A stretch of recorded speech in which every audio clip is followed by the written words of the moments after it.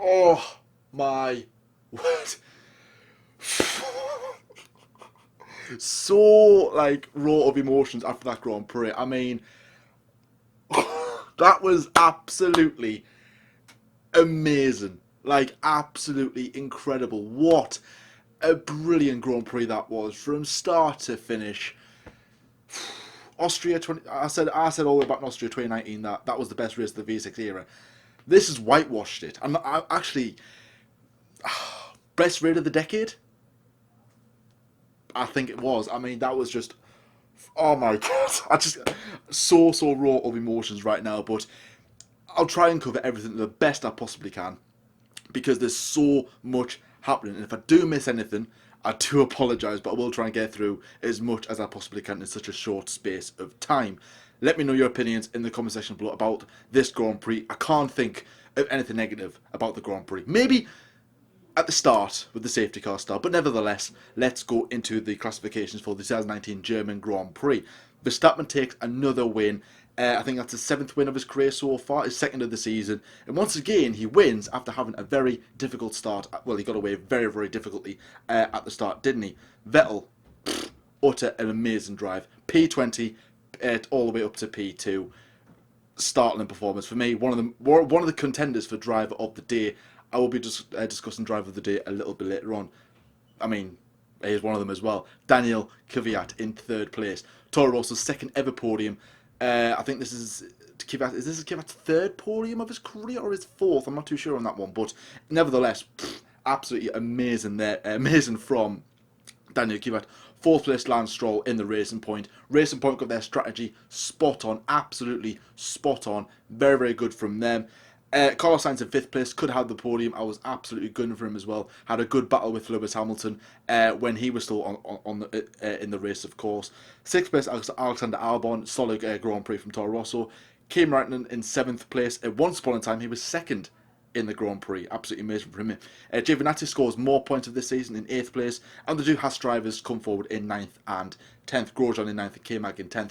Just a little note that those two drivers are currently under investigation, so if you're watching this later on and the results have changed, then this is because that this has been recorded before any decision has been actually made. This is just like an instant like race reaction, like the race has just finished about a minute ago. I don't know why I did that for, I've got no watch on. Lewis Hamilton in 11th place, Robert Kubica in 12th place, George Russell in 13th place, and your retirements for today. Pierre Gasly in the Red Bull, Valtteri Bottas in the Mercedes, Nico Hulkenberg in the Renault, Charles Leclerc in the Ferrari, and Daniel Ricciardo in the other Renault in 19th, and Sergio Perez in the Racing Point in last place. Well, the first driver obviously to go out of retirement. So I mean, the race starts about what was it, 2-3 laps under the safety car, under the formation lap, but then had a standing start, which confused a lot of people.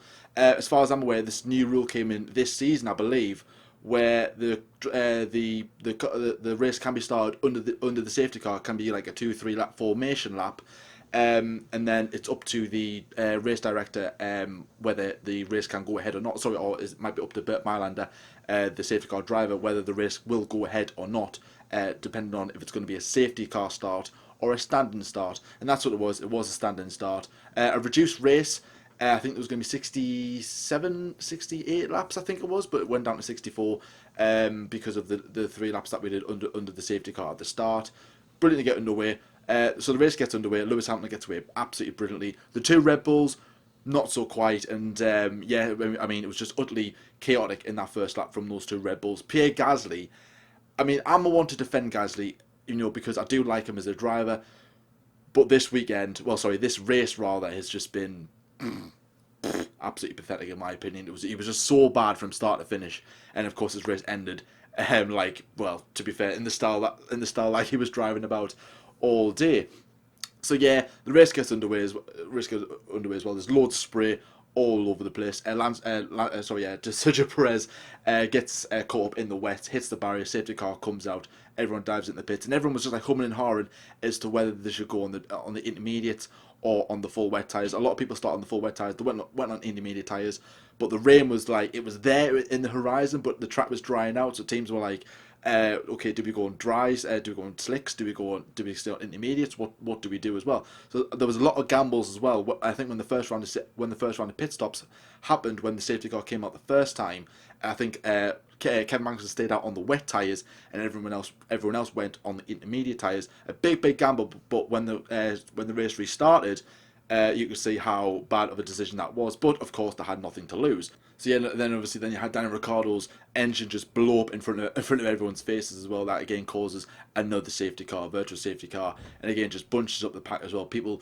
going in for pits, just left, right, and centre. Again, gambling. Obviously, it was all about gambling in this Grand Prix as well, because the track was drying out. There was forecasted rain for another 10-15 minutes as well, but then teams were coming in trying the dry tyres as well. Some teams went on the soft tyres. I think the Ferrari drivers went on the soft tyres, so did the Mercedes drivers. But some of the midfield went on the medium set of tyres, which just didn't work whatsoever. I think Verstappen came in for the medium tyres. He went out. He was slipping and sliding all over the place. So was Pierre Gasly. Once again, he just couldn't find grip in those tyres.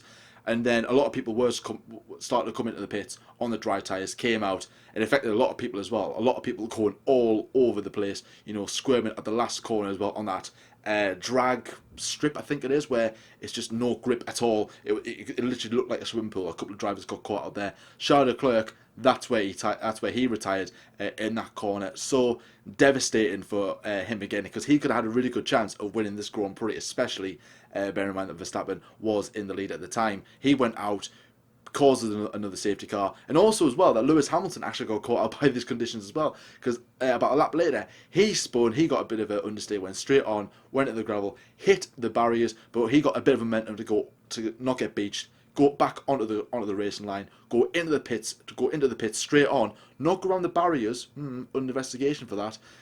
His team got caught out rather, because he pits.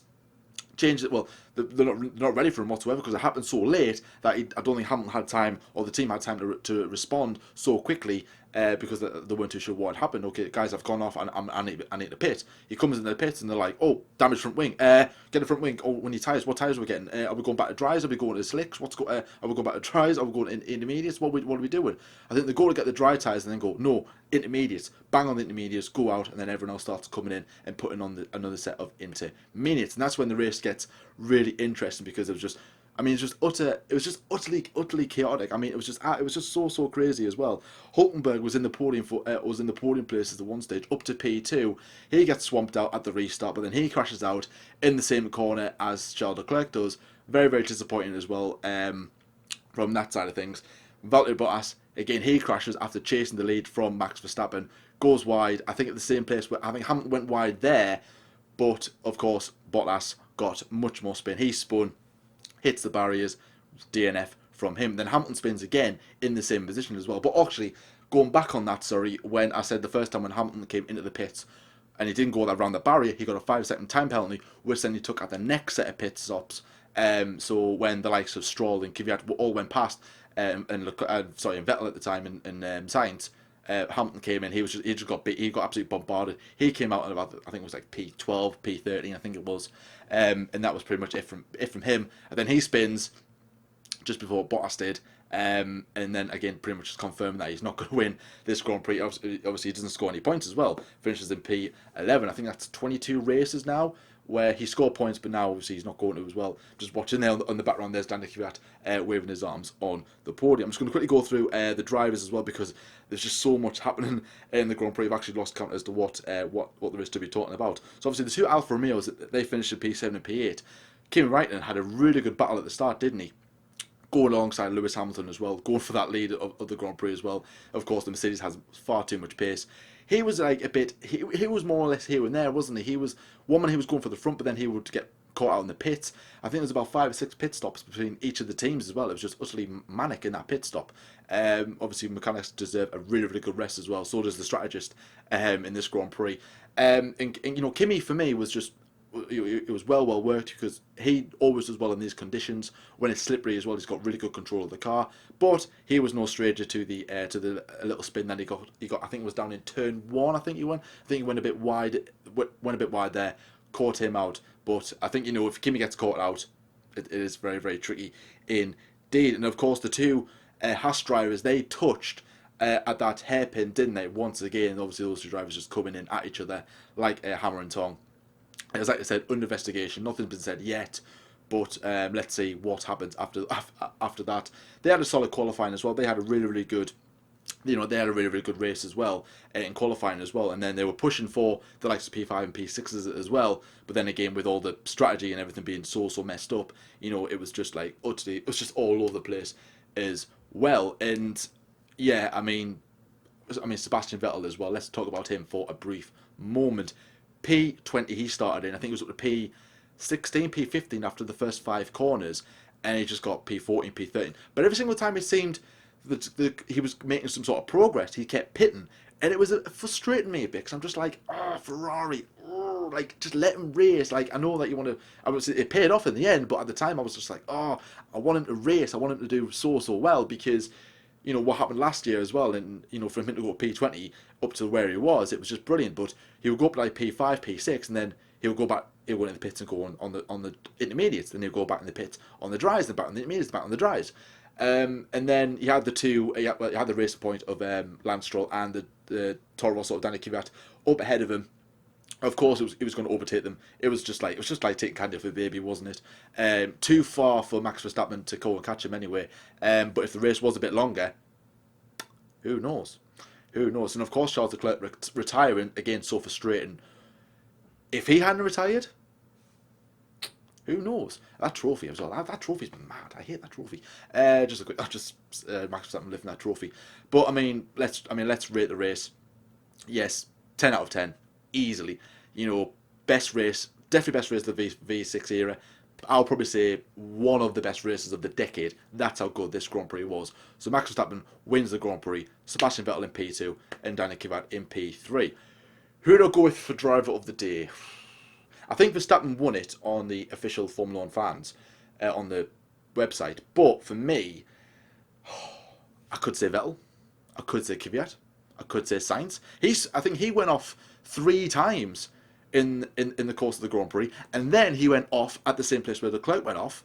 He was facing towards the wall, then he went forward, then he had to obviously reverse spin round and come back out. He was down to P15, I think he was, and at the time he was in P6, and then within a few laps he was back to P6, and I'm like, I think someone said on Twitter, look at that, Sainz is up to P6, and I'm like, right, what? Wow. And then of course Valtteri Bottas retiring, he goes up again. I'm thinking, please get a podium, but he had Sebastian Vettel behind him. So nevertheless, McLaren will get that podium one day. Lando Norris as well. Lando Norris, no, man, hydraulics problem. He went in the pits. He came out about a few corners later. Hydraulics problem. He said he lost 6th gear. I think he did. Another hydraulics problem. Had the same sort of issue or similar sort of issue, hydraulics problem in Canada. So let's hope that this doesn't keep hydraulics problems for Lando Norris. But yes, what a Grand Prix that was, guys. Absolutely thrilling Grand Prix. So, driver of the day, I'm going to say, I'm going to tie it between Vettel, Kvyat, Stroll, Sainz. Yeah. And I would say Verstappen, because he won the Grand Prix. So, yeah, that's a 5-way. 5-way tie for the driver of the day. I'll let you decide your driver of the day in the comment section below. Lyle has missed out on a treat of a Grand Prix. Of course, he's not going to give his opinions. He's working at the moment. I do hope he doesn't see the result of this Grand Prix. He's going to go, hang on a minute, Vettel 2nd, Kvyat 3rd. What? Where's the Mercedes guys? Wow, absolutely. Incredible Grand Prix as well. And this is where I'm wrapping this review. Thank you very much for watching as well. As like I said, I probably have missed some things, but there was just so much happening. It was so hard to keep track of doing so as well. And we'll probably talk about this in the debate show this week, and just talk about this Grand Prix in depth, if possible. Again, if something doesn't happen during the course of this race, but catch your breath, take it all in. One more race to go next week before we shut the shop for about 3 weeks. So that's obviously 3 really incredible Grand Prix. Austria was good. Silverstone was, I would say Silverstone, Austria, Germany. Brilliant. Like I said, let me know your opinions in the comment section below. If you're new around here, please like and subscribe as well. Let me know your opinions of driver of the day as well. And until next time, guys, I'll see you later.